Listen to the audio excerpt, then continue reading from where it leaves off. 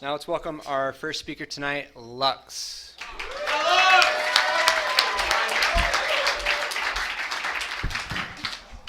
Boy, this thing got a lot shorter in the past couple of weeks. I am Lux. I am a grateful alcoholic, addict, and asshole in recovery. That last part is really important. I'll get to it. Also, I want to thank, not just the Rarely Group for having me have the chance to speak up here, but Mike Bennett, my sponsor. Without him navigating the 12 steps, wouldn't have made as much sense as he's made it. So, thank you. Also for proving that senior citizens, although slow and dangerous behind the wheel, can still serve a purpose. Yeah, Mike's a great guy, and one of the things that he really taught me early on was to enjoy recovery, to not make it so serious. And every time we get the chance to meet or talk on the phone, he's always got some sort of a quip to say, just something that makes me smile. And it's important that we all remember this isn't serious. This is supposed to be joyous and happy, and I try to live that way. Gosh, where to begin? I don't have much time. Life growing up until about the age of 8 was pretty normal for me. Although I never knew my father, I had my grandfather. It's kind of a surrogate dad. Lived with him and my grandmother, my aunt, and my mother. And things were fine, actually. I mean, I just really had a good childhood. I didn't really have anything bad to speak of. And then my mother married my stepdad. And I'm not going to spend much time on him because he isn't worth my breath anymore. But he was a fiend in many ways. Any sort of abuse that you can imagine, he put my mother and myself through. Saved my 2 half-brothers that, but he paid special attention to us. So really during those years, going from a young child in a happy, healthy family, I just got quiet all of a sudden. Instead of enjoying time playing with friends and being a kid, about the only solace I could find from what he put us through was reading. So I just stuck my nose in a book as much as I could and tried to ignore life. And that really continued on for about 5 years. I hear the age 13 mentioned a lot. 13 was the age that I first tried alcohol, and that was 25 years ago. So just to kind of touch on that, my cousin Jason introduced me to alcohol, marijuana, and pornography all in the same night. I had spent the summer with him, and somewhere in the course of that summer, he thought it was a good idea for us to go out. He lived on a farm, by the way, in Southern California, to go out and tear open these bags of onions on these giant pellets that were being stored there. And that day, we had an onion fight, and he broke my nose with a really well-placed throw. Big dude. Like, I am the smallest guy in my family. He was 6'6". And after he broke my nose, he thought the best thing to do to help me feel better was to introduce me to Budweiser. So took my first sip. Some people say they didn't like it. Some people say they loved it. All I knew was after about 5 minutes of drinking that first beer, the pain and the anger that I had towards everybody in life just kind of melted away. Right after I started feeling that buzz, he's like, "Here, try this," and that was marijuana. And then after he got me lit up on marijuana, he said, "Here, take a look at this," and I was like, "Oh my God, what is that?" So, girly magazine. I find it no coincidence that those are the 3 things that I struggled with the most in life, and still to this day. But once I found alcohol, I mean, I'll talk about some other things briefly, because even though I am an alcoholic first and foremost, addiction comes in all flavors, and mine certainly was the case. When I came back that summer and went back home, my stepfather continued doing what he did for a couple of years.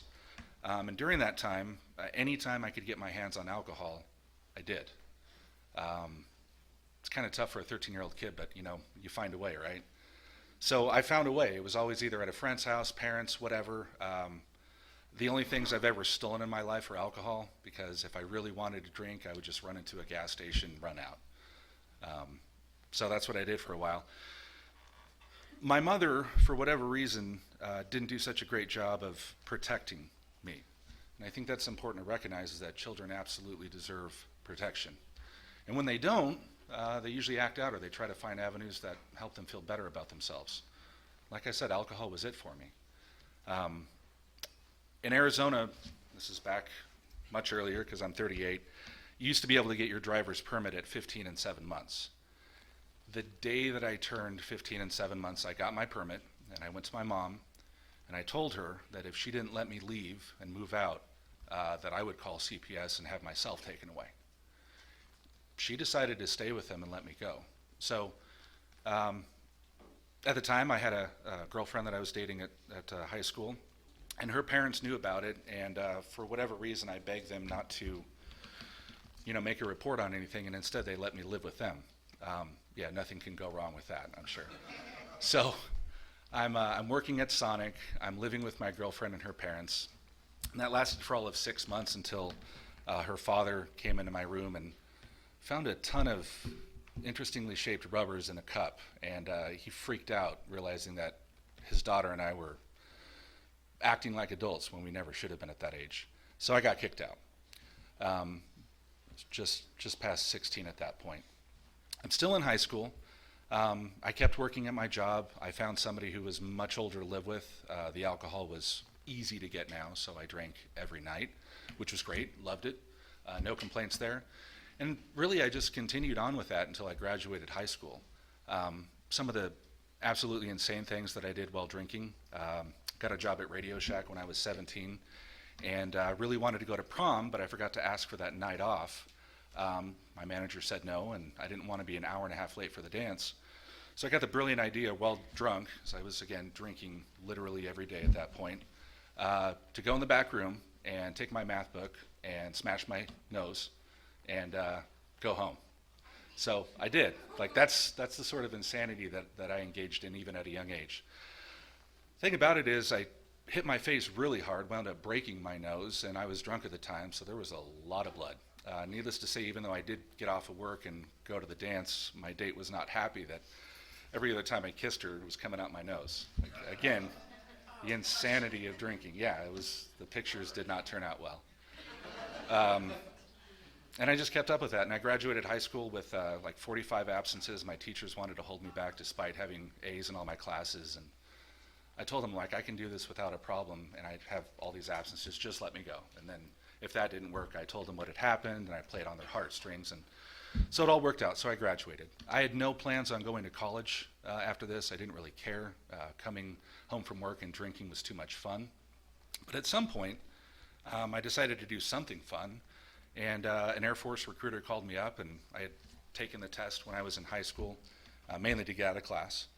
But I scored high enough to be offered a pretty cool MOS. So it was going to be cryptological linguist, which was like really awesome shit at the time.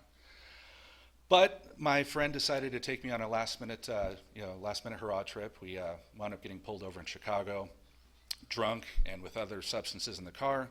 I was arrested, and there went my clearance for the Air Force. So that was the end of that. I just want to pause and say I don't blame alcohol for any of this, right? This is all me. These are my actions. And even though I didn't really understand what I was doing, I can't blame the substance, and that's probably the best lesson I've learned from all this. It isn't alcohol. It's always something else. So I'm going to kind of fast forward here. After that happened, I just continued working. I got a job at Wells Fargo when I was 20 and hired on, and the very first day of training, and I don't consider this to be a coincidence, I'm in downtown Phoenix, and I turned 21 on my first day of training. So, wow, I only have 2 minutes left. Mike, you shouldn't have had so many people. I wanted to talk for a while. I'm going to kind of rush through the last bit, but basically, here's the thing. Every moment in my life where I had the chance to do something amazing, I didn't do it. And I didn't do it because I was hurting inside, and the only way to really numb away that pain was drinking. It not only took away some great opportunities, it also was one of the reasons why my marriage failed, and a great reason for having so many amends to continue making on this 9th step that I'm on with my sponsor. So what it all boils down to is this. My attitude when I first came into rehab was that of an asshole. I can't put it any other way.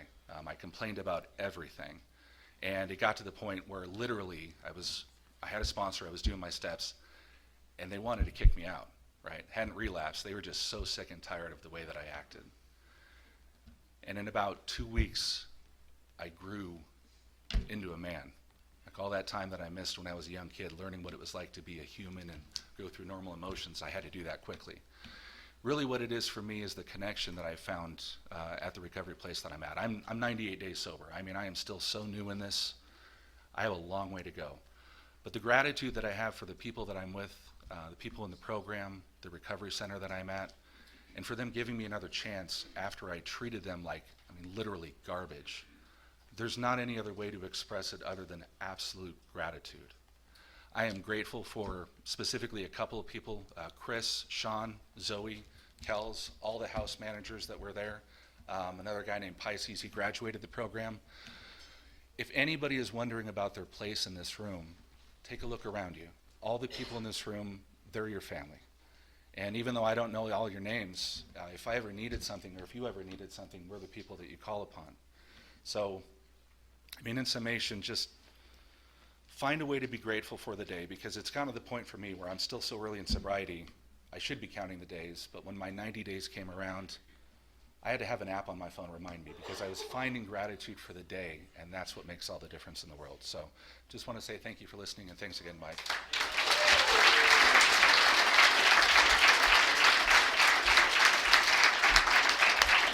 Thank you, Lux. And I'd like to welcome our second speaker, Jenna O.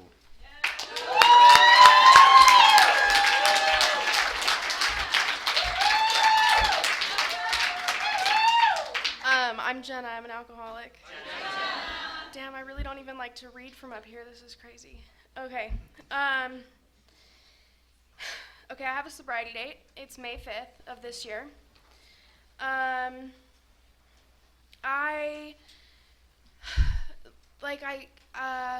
can't blame my alcohol. Like, I can't blame anything outside of me for my alcoholism. I grew up, I had a really good childhood. I'm from Los Angeles. I was raised there. I lived there my whole life. I went to like a good Catholic school as a kid. I have great parents. I have great siblings. And I can't blame any of that, but like I always felt different. Like I didn't feel like them, like my family or like anybody else, honestly. Like the kids at school, like I didn't feel like I fit in ever. I remember like being 5 years old in kindergarten and being like always on the timeout bench because I hated being near the other kids because I didn't think they liked me, and I didn't have anything to base that off of, like no fact.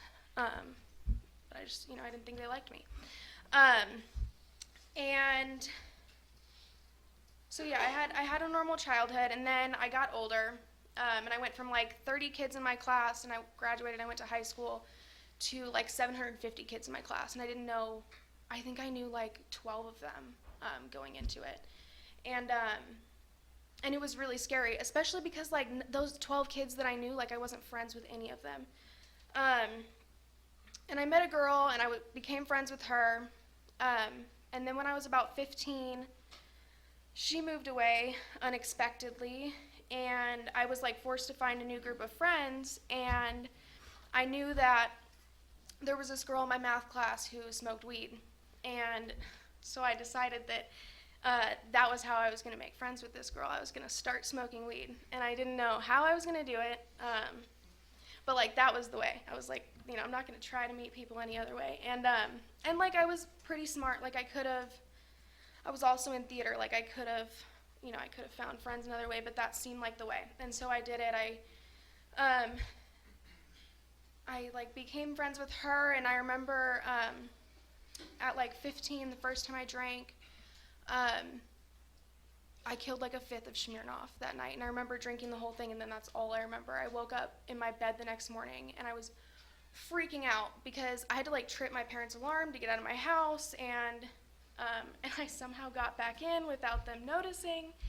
And I was scared because I was like, I couldn't have gotten myself back there. I knew that. But I also, I went to school the next day, or it was probably a Friday. I went to school on Monday, and everybody was like, "Oh my God, Jenna, like, you did the dumbest shit Friday night." And And I was like, no way, did I? And like everybody knew who I was. And so I was like, this is it. Like I've found, like people like me now, you know? And really they just thought I was just doing really dumb stuff.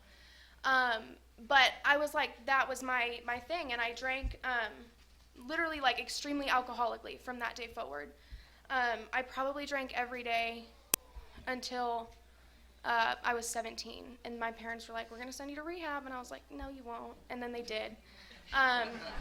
It was either like, get suspended from school or go to rehab, and my parents were like, we're sending you to Utah. So I went to Utah, I fought it. I did have one experience with these rooms prior to that. When I was about 16, my friend got a DUI, and she had a court card, and so we went to the TLC, the Torrance Lomita Alano Club, and we just went to like whatever meeting was at that time, and it happened to be a men's stag. And I had no idea what that meant, you know? And so, and they took a group conscience and they let us stay. And I don't remember anything that happened at that meeting except that those old men they were nice to us, even though we were drunk. They signed her court card, even though we were drunk. They were like, we probably aren't going to let you stay. Like, you shouldn't be here. We'll point you to a women's meeting, and they let us stay anyways. And I remember before leaving, I was like, going out the door, like stumbling out. And one of the men was like, not in this room, but in these rooms, there will always be a seat waiting for you. When you're ready to come back, there will always be a seat for you. And I was like, that's fucking weird. And like it was really weird to me. But then so I'm 17, right, and I go to Utah and I get sober, and I fought it the whole time. But I can remember that man like, there'll always be a seat for you. And I'm like, I don't want that seat though, like I'm not like you guys. Like I'm only 17, I'm just partying, I only drink, I only smoke weed, I do like psychedelic drugs occasionally. And like not a lot, like maybe once a month, you gotta space it out. And I found every excuse to not be like you guys. And so I went home and I signed myself out on my 18th birthday. I did not graduate that program. They wanted my parents in Utah, they can take your rights away until you're 19. They wanted my parents to take my rights away so I couldn't sign myself out. But I graduated high school on my 18th birthday, I signed myself out, my dad came and got me. I went back to LA and so we went out, my family took me on vacation for my 18th birthday shortly thereafter, so it was about 3 weeks. And so I've gotten a little bit of AA in my head. I can only sit here for so long before I get so bored I have to listen. And so like I heard, like if you can't stop drinking, you might be an alcoholic. And so I'm like, well, I'll show them, I won't drink for so long. And I think I made it like 3 weeks. And I went out with some of my friends from high school, and I knew they'd be drinking because I had no sober friends. And I was like, I just won't drink with them. And I literally made it like 25 minutes, and I was drunk. And so I kept doing that for years. And then, I pulled the geographic. I switched the job. In this time when I was 19, I met a guy who introduced me to harder drugs. And then I got to a point when I got sober again when I was 20. And I had reached like this point of desperation. I was like, I can't go on like this anymore. I had lost the one alcoholic in my family to this disease. I got a DUI, which it's not a DUI anymore. It's a wet and reckless now. But I got a DUI. I got arrested. I had never been arrested, and it was really scary. I was like, I'll never call my mom. She's the first one I called. And she's so mad when she came and got me. But she came and got me, though, which was cool. And so, yeah, I got a DUI. My uncle died of this disease. I'm, like, seeing, like, firsthand what happens to us when we don't get this thing. And like, a whole bunch of other shit, and my world came crumbling down, and I was forced to get sober. And I went to rehab. I stayed sober for a year. Well, I stayed sober for 364 days, because I can't handle success. And I got drunk the night before my birthday, and I came into these rooms last time. I've always found my solution here in these rooms. In Alcoholics Anonymous, I always found the solution. And basically, I've always tried to make myself different from you guys. And I didn't stay sober, and I went out for 25 months. And those last 25 months were like they were fucked. Like, I have no better word to describe it. I was homeless from March 13th of last year until I think probably March of this year. So for all of COVID, I was homeless. And again, like, I wasn't drinking though. I was doing other things. And so I was like, I'm not one of you guys, you know, because I don't have to drink. But I came in this time beat into a state of reasonableness, and I had connected the dots between, like, if I keep doing this, I'm gonna end up dead. Like, in the last 3 years, have seen a lot of people die of this disease, and I think, like, that's really, like, I really had to get to that place. As much as I wished I could have stayed sober, I couldn't have, and until I connected those dots, I wasn't ready to get this program, and a lot of things are different today than they were in my last sobriety. I listen to identify, not to find the differences, because being different doesn't help me. I can't find solution until, like, I've accepted that the steps will work for me, and in only like 5 months they have, and I mean, yeah, all I can really say is, like, if you do this thing to the best of your ability, beautiful things will start to happen. That's it.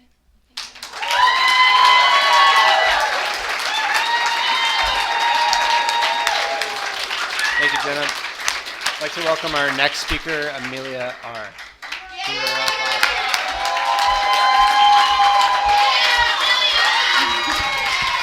My name is Amelia, and I'm an alcoholic.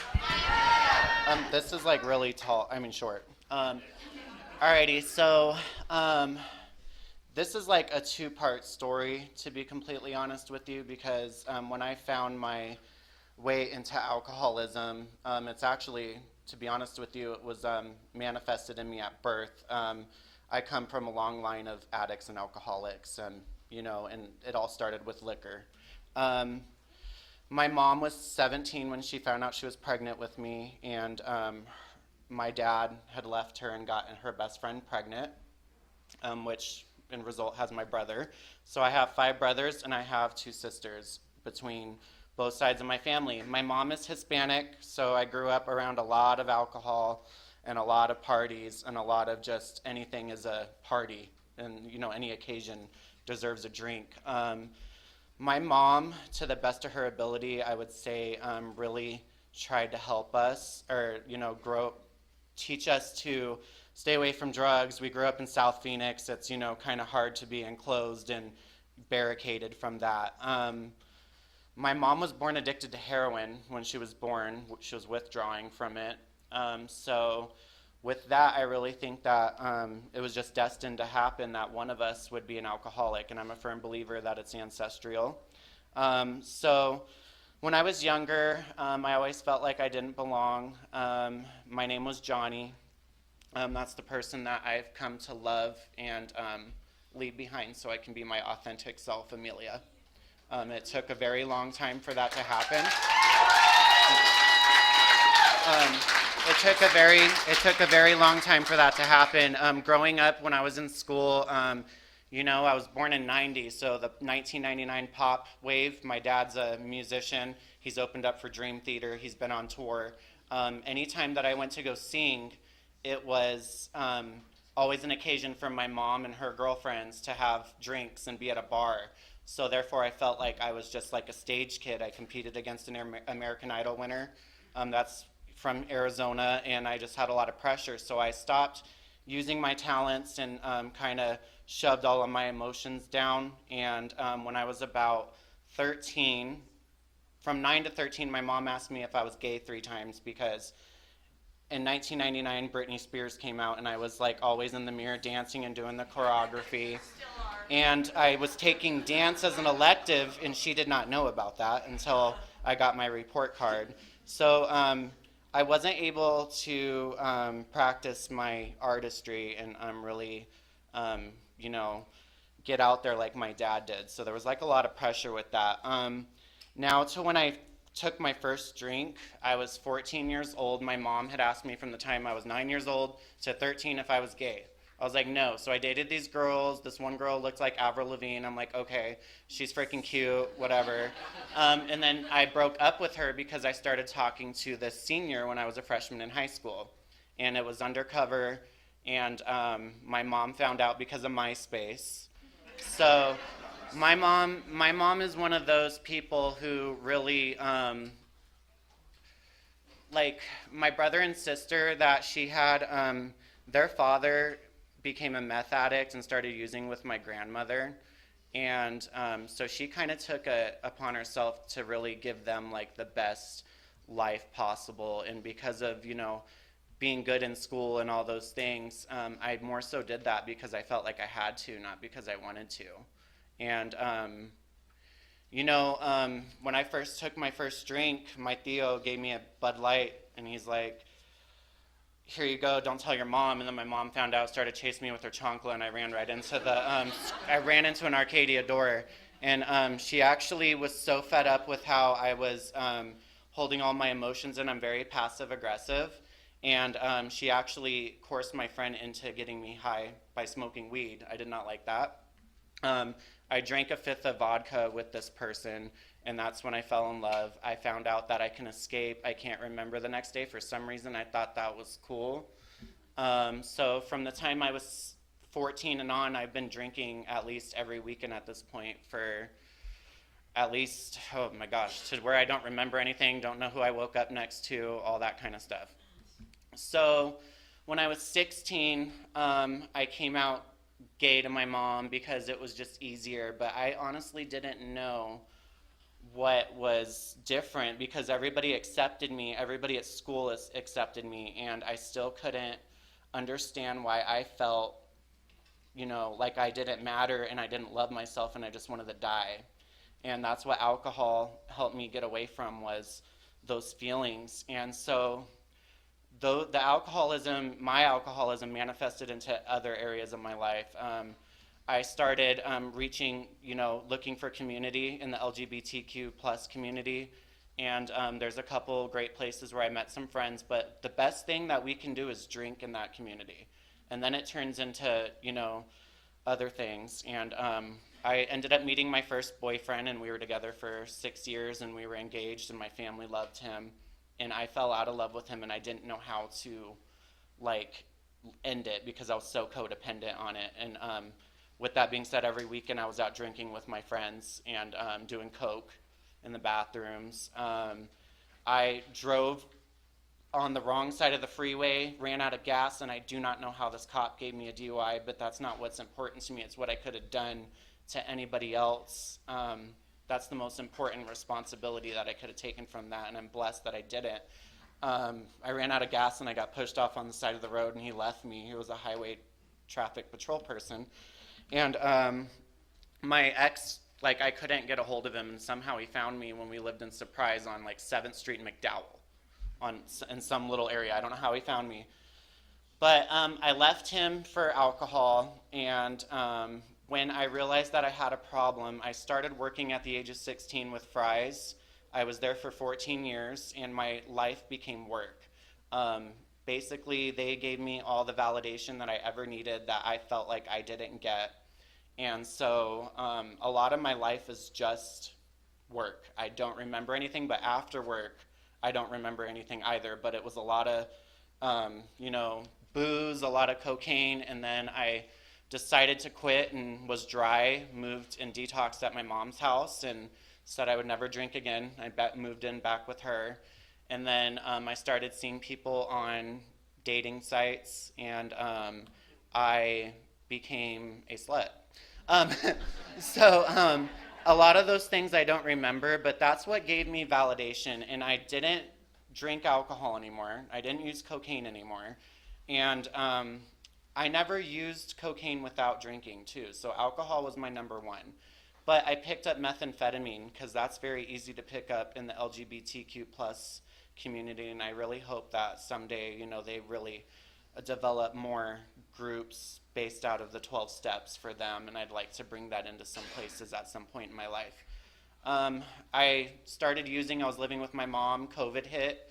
The frontline workers at the grocery stores, we were the heroes, and that stress, I was an HR assistant manager. I was told that I had to hire 70 people for my store because we didn't know what was going on. They were about to have the military start escorting the trucks, but they did that in some states. But it was a very dangerous time, and it was very stressful, and using meth didn't help. And also, I struggled internally with something else, and I knew in my heart of hearts when I saw Laverne Cox or Caitlyn Jenner come out that that's who I was. Not necessarily them, but there was no figure in the public eye for me to look up to and say and take that next step and be brave and say that I'm supposed to be a woman and that's what I want to do with my life. And when I was homeless and on leave of absence from work because I kept showing up high and I didn't want to get drug tested, I took a leave of absence. I was very manipulative, just like any alcoholic. And I was in a relationship where I was forced to live in hotel rooms and was around sex trafficking and all kinds of things. And I'm not going to go into detail about those things, but that's what brought me to my knees was when I was able to get away from an abusive relationship. And I had some spiritual experiences where I had to call my dad, who's a shaman, and he came and picked me up and took me to his land right outside of Yavapai, and I didn't realize how many people were looking for me. And I finally said, I need to do this. I need to go to treatment. They got me into somewhere that can get me right away, and then we pull up, and it's an all-men's treatment center called Reflections, and I just came out to my dad, transgender, and said, my name's Amelia. But I looked at him, and he's like, I don't know where else you can go. We didn't know you can go anywhere else. I didn't find that out until I relapsed. So basically, I went there, and those men were so supportive of me. They are probably the best group of guys that work in a clinical office that I've ever been around. And I'm very grateful for the 120 days that I did there because I found this room right here, an AA meeting where I got my 30 days. And it was the most awesome experience that I ever had. And I got out. I was very involved in an Oxford house. I met another transgender best friend of mine, and she's in this room today. And then I also had my workaholic validation seeking where I was trying to do too much and get a job in treatment like everybody else and not work my program. And I fell off and I relapsed, and I came back to Compass where I've been there for almost 6 months. I'm very grateful, and I have the opportunity to heal, and I'm just ready to share my experience, strength, and hope and learn what this is all about and really get my feet in it. And I'm very grateful to have been able to speak in front of you guys. Thank you so much.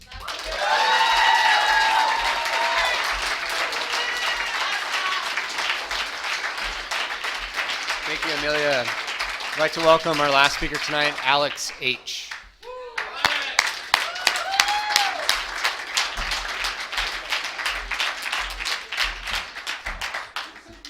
Wow. Hello.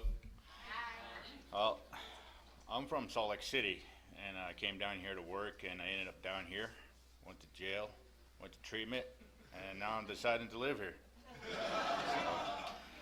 Well, I like to start off the meeting with something that I always remembered and learned, and it's one of the prophetic lines on the one of the poems that William Ernest Henley wrote.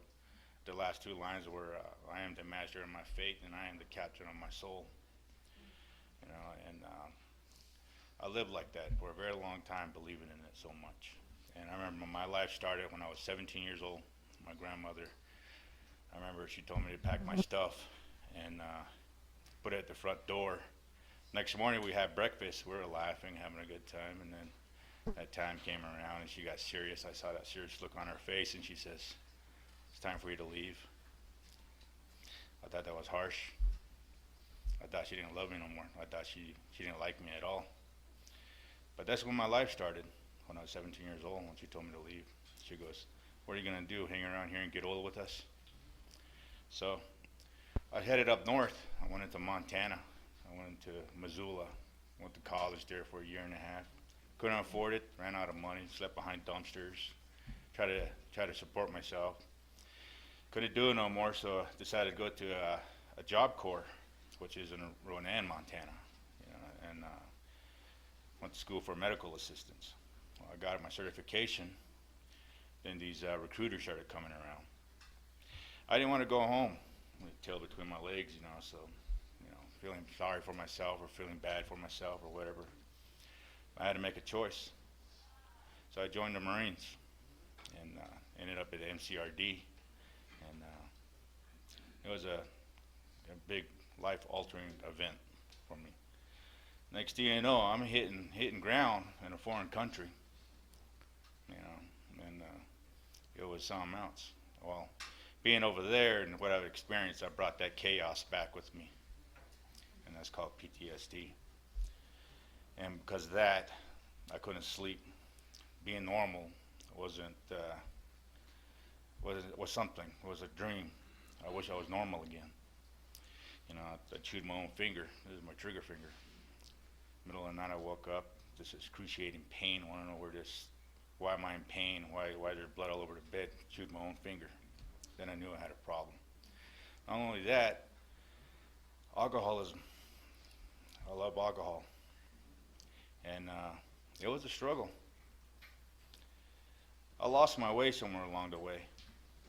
And it was an adventure, I would say. But I came here 2019. I made a decision.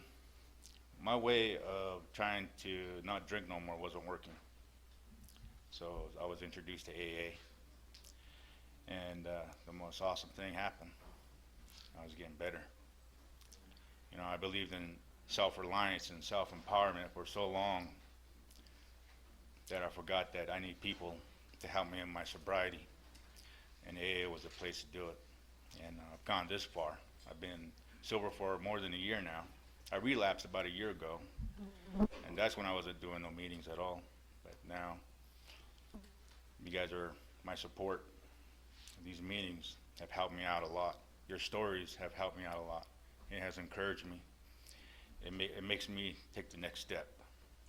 And you empower me. And the thing is, I got a lot to look forward to. I'm 45 years old. I'm all busted up. I came back with injuries. And, this place is a nice place. One of the things that I was taught when I was growing up was learn to love what you have before life teaches you to love what you've lost.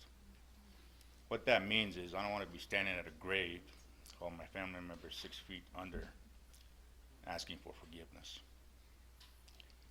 I'd rather do it when they're living. So amends plays a big part,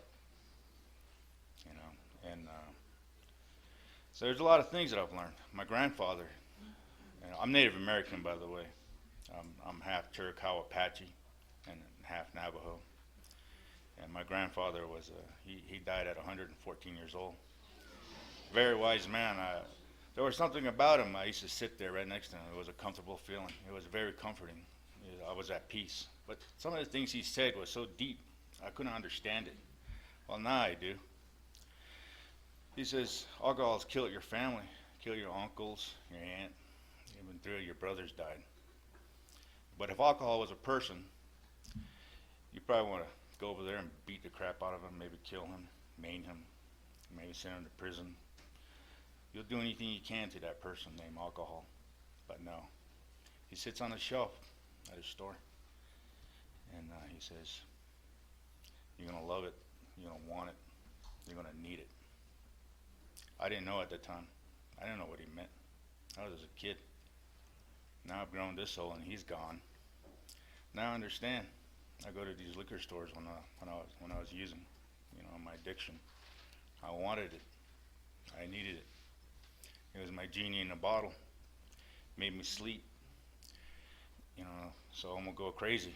Something, lack of sleep, memories, all the things that happened because some of that chaos still lived in me.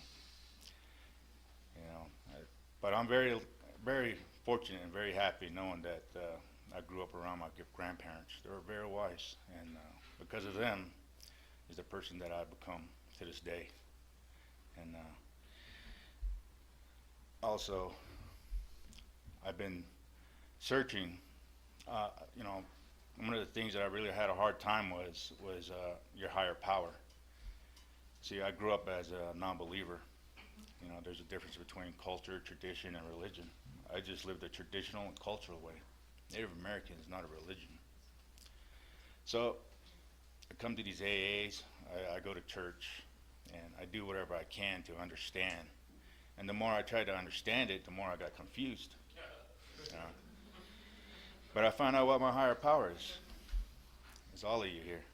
You know, my sponsor, you guys, they, like I say, they empower me to keep my sobriety going. 24-hour coin I usually carry around with me. I left it in my car, but so, you know, I carry that around with me all the time. And I went to this treatment center over here at the Dome. My uncle talked to me about going over there. I was crying. I wasn't saying anything. I was just whining. That's all I was doing. It's like, I don't want to do this. I don't want to do this treatment. This is stupid. You know, this is not me. I'm better than this. I know I can overcome it. But like I said, you know, I couldn't do it. I had to make a decision. I couldn't do it myself. One thing he said to me was, Alex, everything slowed down for you. You don't realize what time you have right now. It's all you. You're on probation. You're stuck in that county. You can't go nowhere. You're in treatment. You got to follow rules now, Alex. You know, and I did. So I took his advice, and yeah, it did slow down quite a bit. And he told me one thing: work on your recovery. Work on your program. Don't be going to other people and try to save other individuals. Worry about yourself. There are people that are there to take care of those problems. So when I was in that treatment center, I've been searching up and down. I've been doing a lot of things trying to figure out what I got to do in order to recover and try to get over this addiction. You know, to be honest with you, I miss the fun times. All I knew were drunk people, addicts. That's all I knew. Living in a sober community, people are hard to find. You know, but I'm glad that I'm here and I get to meet new people. I had to change my environment, change the people I know, and you know, it's a tough change, but I've done it, and I'm gonna keep doing it.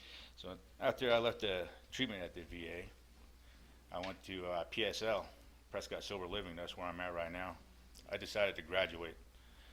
I used to write letters to the probation office and to the judge. I'm not complaining about probation or not complaining about the system or anything, just trying to, you know, see what I can do. I started in 2019 writing letters. I don't know what happened, but I think they got tired of me or something. I was on IPS. I think it was 2 months ago, a month and a half ago. They dropped my probation. They terminated it from IPS. I walked out. I was just amazed. I didn't know that, you know, that was just, I don't know, it was a shock. The next day I celebrated. I was happy. You know, came to a meeting. Yeah. But, you know, I have 4 kids. I got 2 in Atlanta, Georgia, and I got 2 with this individual here in Phoenix. And, you know, I wish I would have worked on my family, but it's too late. I already did the damage. You know, did the harm now. I'm out here on my own. And get to see my little ones. I got a 5-year-old and a 3-year-old. The other 2 graduated from college, and they're doing fine. They're doing great. And there's a lot to look forward to. And one thing I can tell you guys before I finish this up here is that time has no mercy. Time is resilient or relentless on it. You can't control time. Every second, every minute, closer to death, and death is a promise. How you want to live this life is really your choice.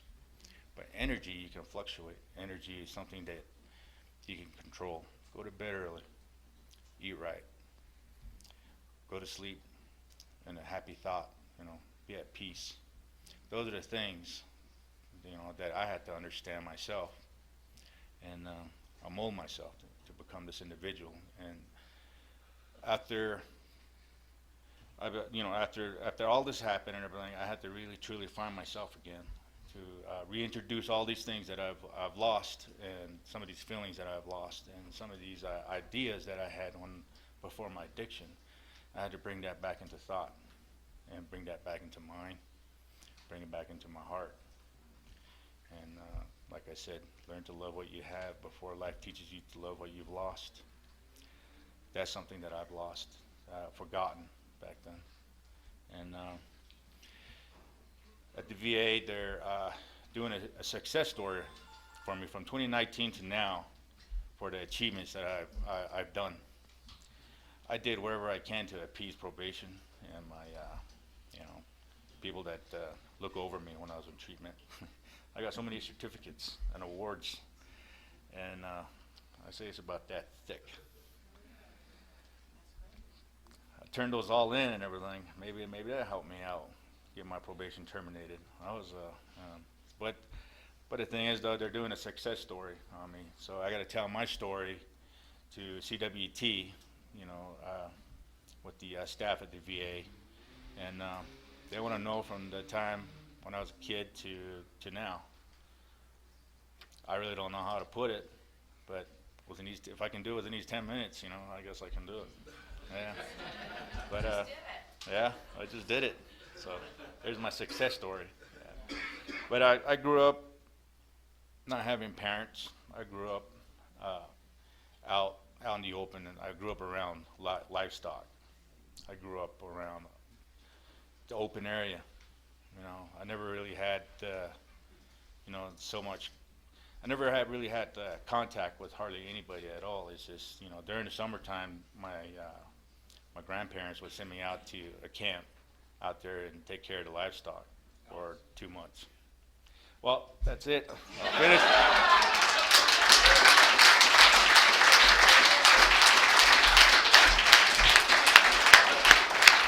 All right, let's give another round of applause for all our speakers tonight.